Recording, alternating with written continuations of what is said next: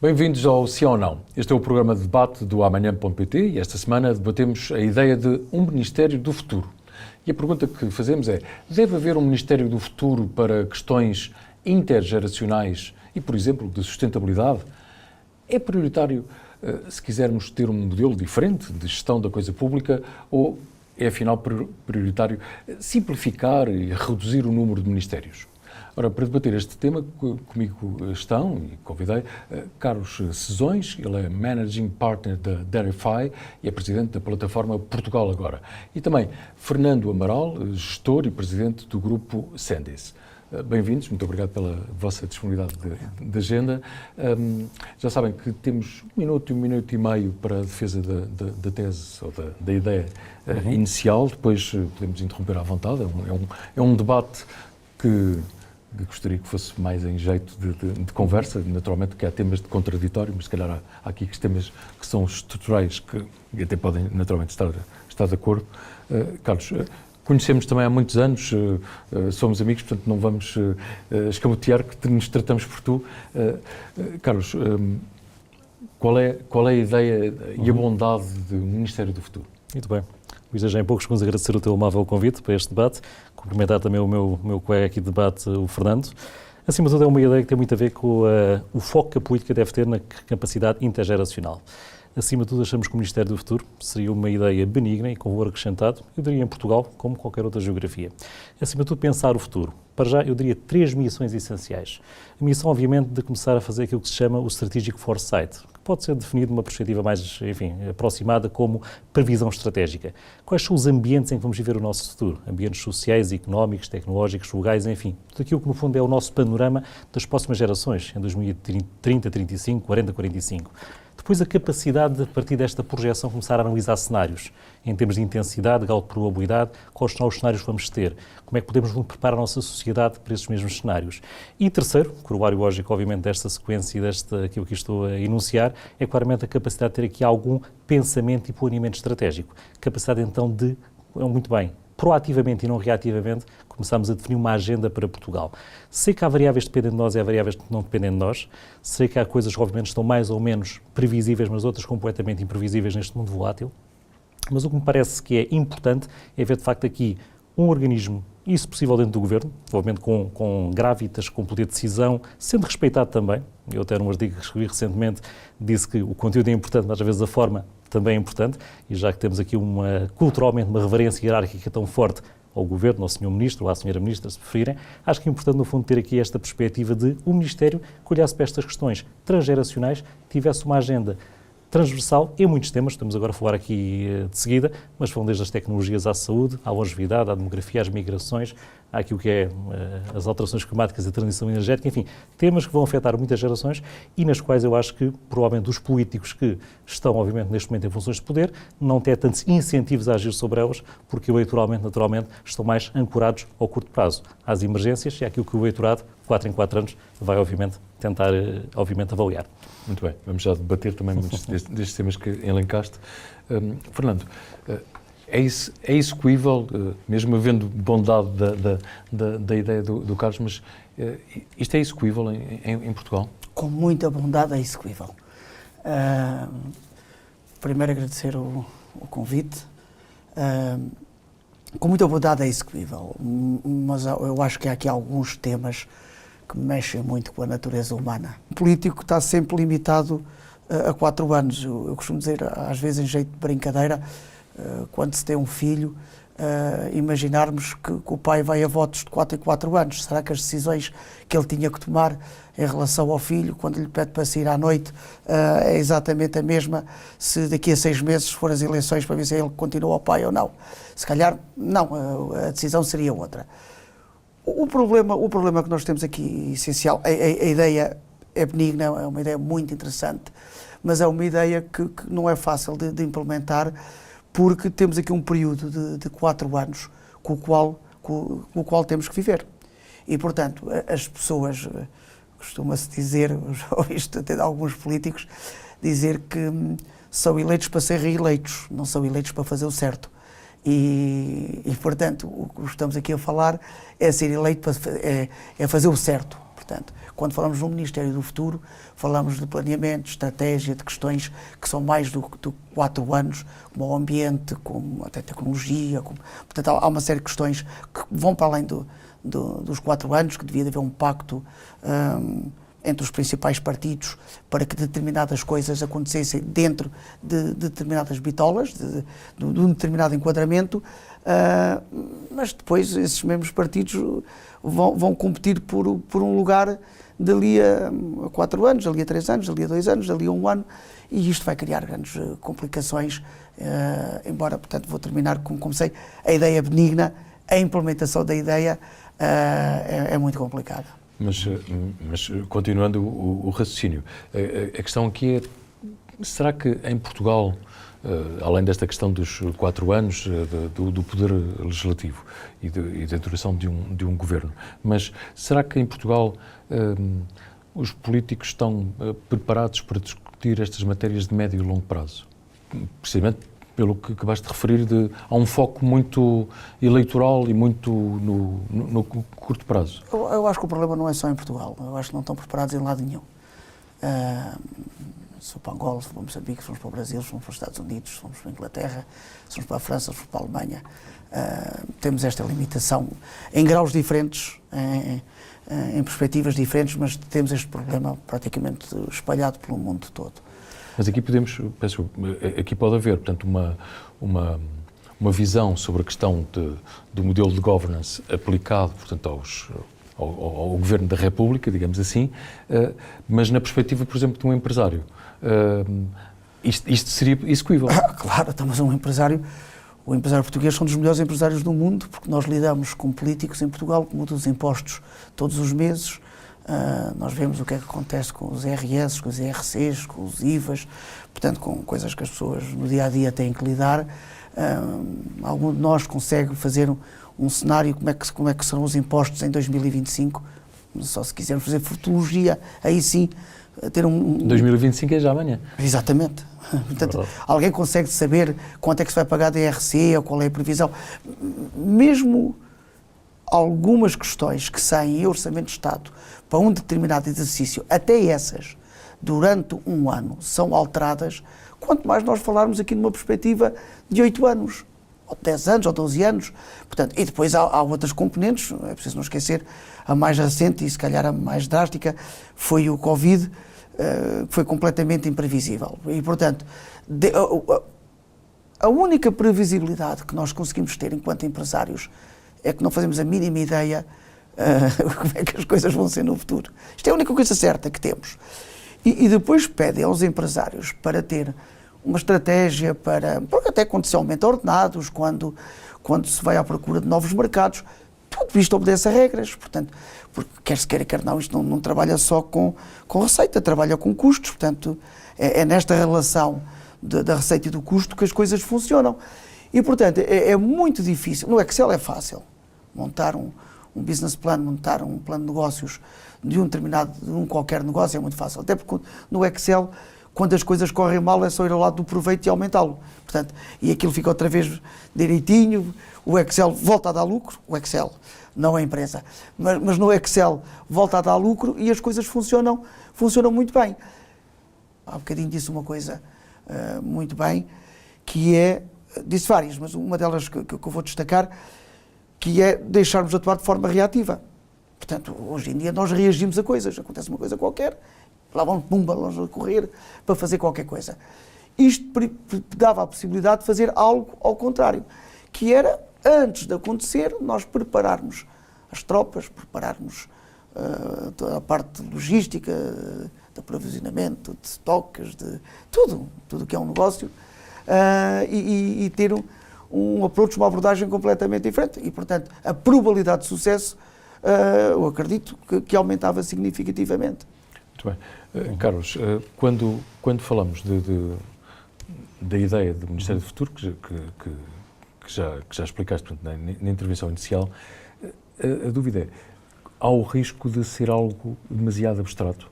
Como é que se conseguia enumeraste, precisamente, que tinha de ter uma força política também dentro do modelo de um governo? Eu acho que há que combater esse risco que existe efetivamente, mas permite-me só voltar atrás e concordar com o Fernando, e até partindo da analogia do Excel, eu diria que se calhar necessitamos de menos PowerPoints e mais folhas de Excel, no fundo, para prever o futuro. Fazendo uma análise de cenários, probabilidades, perceber o que é. Enfim, a cultura, acho que a portuguesa precisa um pouco mais de perceber também questões de correlação, questões, no fundo, de causalidade, de perceber o futuro, enfim. Isso é fundamental, obviamente, mas é uma questão cultural e eu acho que só com muita consciência cívica e inevitável, obviamente, pressão da opinião pública é que estas coisas ganhariam importância e ganhariam tração. Sobre a questão do abstrato, sim, a Luís, há claramente esse risco. O que importa claramente é, no fundo, que um governo tenha a coragem de definir que a sua missão é só não cuidar das gerações atuais, mas também das gerações que, futuramente, nestas próximas décadas, vão viver este país, vão continuar este país e que necessitam termos aqui algum acautelar de várias dimensões, daquelas que já mencionámos e outras, obviamente.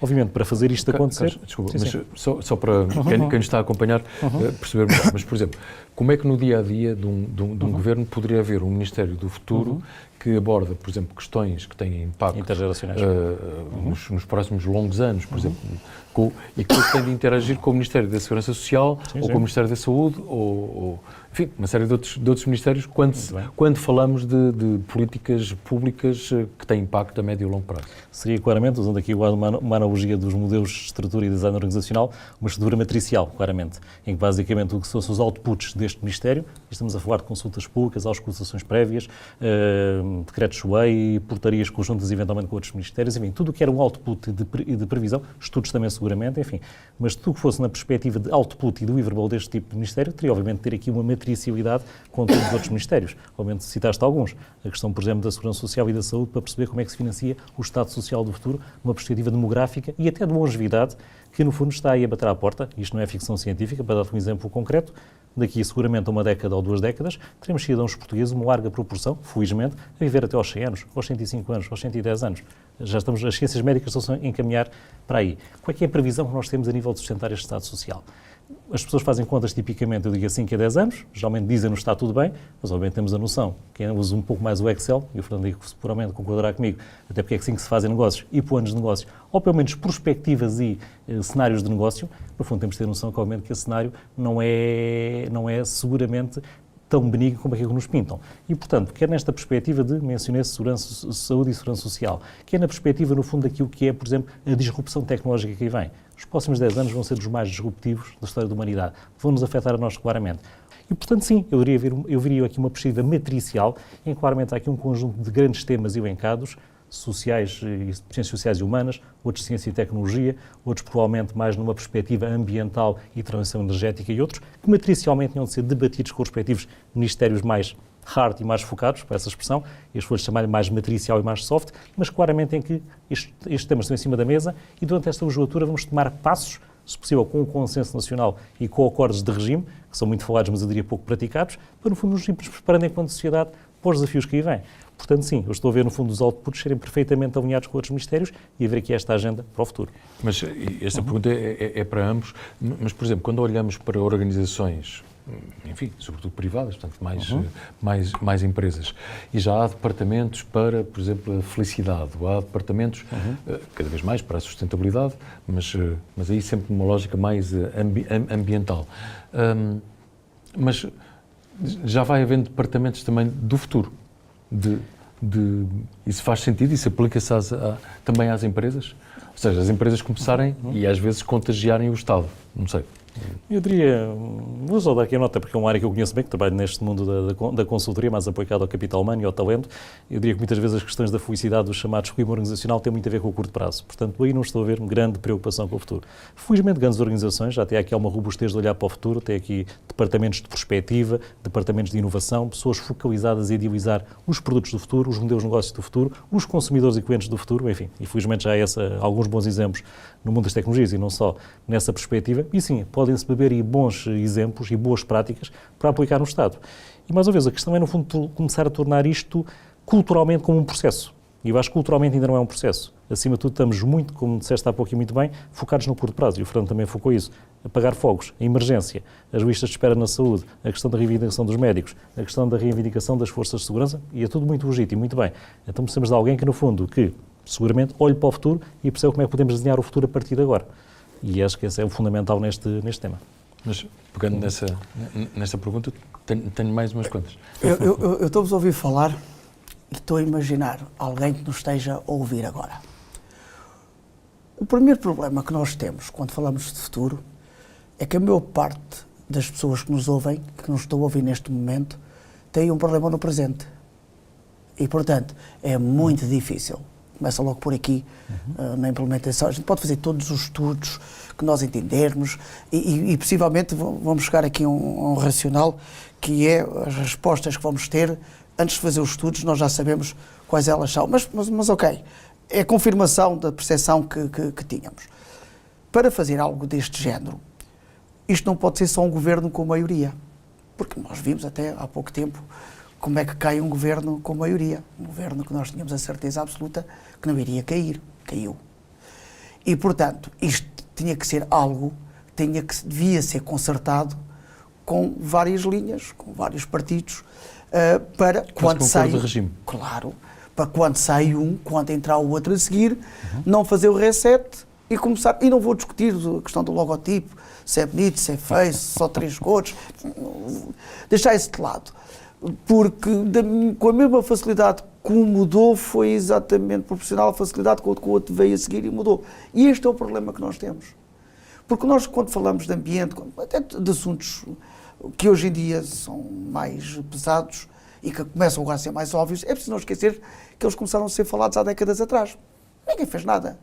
E hoje nós dizemos que aquela zona do planeta tem metade do gelo, e ontem houve aí um país que teve 52 graus, e todos nós vemos que isto está a acontecer.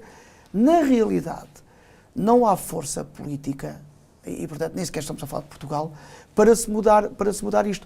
Porque isto tem que ser um acordo, tem que haver esse acordo de regime, porque tem que ir para além do partido, porque quando se troca de partido não se pode trocar de políticas. Portanto, nós não podemos estar a ir nenhuma empresa funciona assim. Portanto, nenhuma empresa funciona num dia estar a trabalhar, a correr numa determinada direção e no outro dia mudar. Pode mudar, mas é pelo racional do custo. Montou-se uma estratégia que não funcionou, não resultou, não está a funcionar bem, e ou tens outra ideia melhor, ou queres explorar outra coisa, tudo bem. Agora, andarmos todos os dias neste zigue-zague de operacional, que muda-se de governo, muda-se de ministro, muda-se... Acho que era Platão que falava do ditador bom. E era qualquer coisa assim, para haver um Ministério do Futuro, tinha que haver um ditador bom, que era, e Platão já foi há alguns anos, falava nisto,